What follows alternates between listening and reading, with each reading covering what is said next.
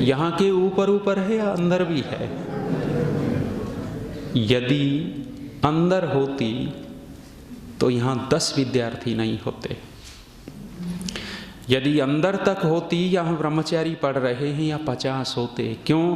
क्योंकि कोई न कोई आपके परिवार से आपका बेटा पोता भी किसी न किसी गुरुकुल में पढ़ता मिलता। हम आर्य समाजियों ने अच्छी बात मानी है यहाँ से ऊपर ऊपर।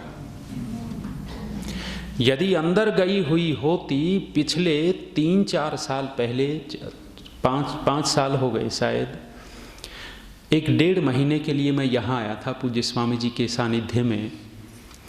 उस समय 2 व्यक्ति हरियाणा से मिलने आए थे। मिलने आए तो यहाँ का परिवेश दिखाया और दिखा करके वहाँ दर्शन योग विद्यालय उनको लेकर के गया, दिखाने के लिए लेकर के गया। जब बैठे थे व्यवस्थापक जी दिनेश जी, बातचीत हो रही थी। एक महाशय जी ने दिनेश जी से पूछा कि यहाँ ब्रह्मचारी कितने हैं? ब्रह्मचारी कितने हैं? उस समय 6 ब्रह्मचारी थे। व्यवस्थापक जी ने कहा कि जी 6 ब्रह्मचारी हैं। जब महाशय जी ने 6 गिनती सुनी तो नाक सिकुड़ गई, बुरा सा मुंह बनाया और मुंह बना करके कहने लगे कुल 6, कुल 6 2 बार दोहरा दिया। मेरे से रहा नहीं गया। मैंने कहा महाशय जी, आपके मुंह से ये अच्छा नहीं लगता कि कुल 6, कुल 6 यहाँ नाक सिकोड़ करके कह रहे हो। कुल 6 तब आप कहते कि जब आपका बेटा अथवा पोता यहाँ पढ़ रहा होता।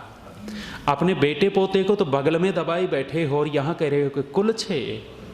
ये 6 भी आए हुए हैं, ये भी हीरे हैं, इन 6 का ही सहयोग करके दिखा दो। हम आर्य समाजियों ने यहाँ से ऊपर ऊपर माना है, अंदर नहीं गया। जिस दिन अंदर उतर जाएगा, आपके आर्य समाज की सीढ़ियों पे धूल नहीं मिलने वाली। साल में 1 बार आर्य समाज खुलता है, और खुलता है तो क्या क्या मिलता है वहाँ। साल में उत्सव होने लगता है तब थोड़ी मोड़ी सफाई कर देते हैं, अन्यथा गंदगी भरी पड़ी मिलती है। ये जिस दिन अंदर उतरेगा उस दिन गुरुद्वारे जैसी स्थिति आपके आर्य समाजों की हो जाएगी। साफ सफाई मिलेगी, चमकता हुआ मिलेगा।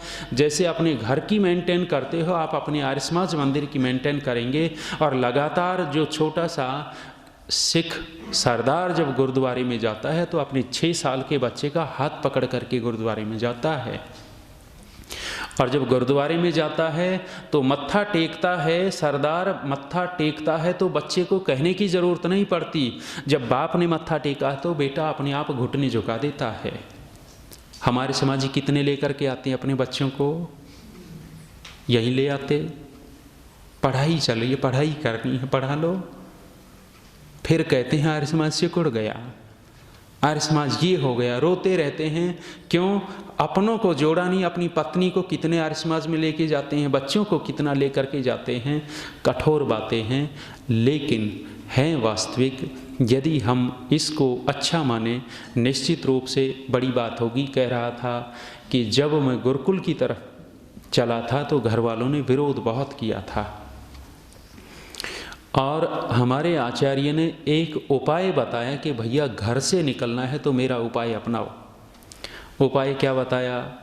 कहने लगे घर पे वापस चले जाओ और जा कर के घर का एक भी काम मत करना, घर वालों से किसी से बातचीत नहीं करना, सुबह 1 लीटर दूध पीना, शाम को 1 लीटर दूध पीना, रोजाना हवन करना। अब एक नौजवान 2 लीटर दूध पीवे, रोजाना हवन के लिए घी लेवे, किसी से बात न करे, कितने दिन सहन करेंगे? केवल माँ से बात करता था, 3 महीने तक लगातार करता रहा। होली का दिन था, अगले दिन आचार्य जी आए। आचार्य जी आए तो वो बातें रखी और वो घर वाले कहने लगे हमारे बच्चे को बिगाड़ रहे हो, बिगाड़ रहे हो। उससे अगले दिन ही गुरुकुल चला गए, उसके बाद लौट के नहीं आया। उस बीच एक गुरु का चेला मेरे पीछे लगाया था, घर वालों ने, मुझे पता है। वो कह रहे थे, आपने पूछा सीढ़ी क्या है ईश्वर साक्षात्कार करने की? उन्होंने कहा कि क्यों आर्य समाज के चक्कर में पड़ गए, इनकी कितनी कठिन प्रक्रिया है। और ऋषि दयानंद जी की निंदा भी की और कहने लगे मेरे गुरु के पास चलो, एक बार सिर के ऊपर हाथ रखेंगे तुरंत समाधि लगेगी और मुक्ति। एक तो सीढ़ी ये है, दूसरी सीढ़ी वेदानुकूल ऋषि दयानंद जी द्वारा बताई गई, पतंजलि द्वारा बताई गई यम नियम का पालन करना। चाहे नवीन साधक हो चाहे पुराना साधक हो, यम नियम का पालन तो करना ही पड़ेगा। ये प्रारंभ है। महर्षि दयानंद जी भी यही कहते हैं, जो उपासना करना चाहे, 7वें समोल्लास में पढ़िएगा वाक्य, जो उपासना करना चाहे वो सबसे वैर छोड़ करके प्रीति पूर्वक बर्ताव करे। अहिंसा की व्याख्या वहाँ कर डाली। दूसरी बात पूछी, क्या अष्टाध्यायी निरुक्त आदि पढ़ना आवश्यक है?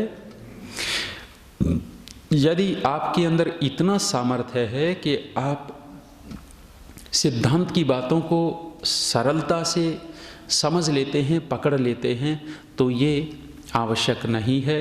लेकिन इनके पढ़ने से सिद्धांत और स्पष्ट हो जाते हैं और अच्छी तरह सिद्धांत समझ में आने लगते हैं, इसलिए ये आवश्यक हो जाते हैं। अष्टाध्यायी निरुक्त वेद आदि पढ़ लें तो सबसे अच्छा, बहुत ही बढ़िया।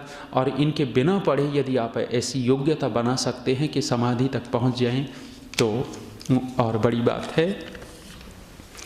पूछा, क्या जीवात्माओं की संख्या निश्चित है? जीवात्माओं की संख्या निश्चित है परमात्मा की दृष्टि से। हमारी दृष्टि से जीवात्माओं की संख्या निश्चित नहीं है, अर्थात हम गिन नहीं सकते। हमारी दृष्टि से जीवात्माओं की संख्या अनंत है, परमात्मा की दृष्टि से जीवात्माओं की संख्या निश्चित है। उसको पता है कितनी है। न वो जीवात्मा घटती है, न बढ़ती है, न कभी पैदा होती है, न मरती है। वो जितनी पहले थी उतनी आज है, उतनी आगे रहेंगी। क्या ईश्वर नए जीवात्माओं का निर्माण करता है?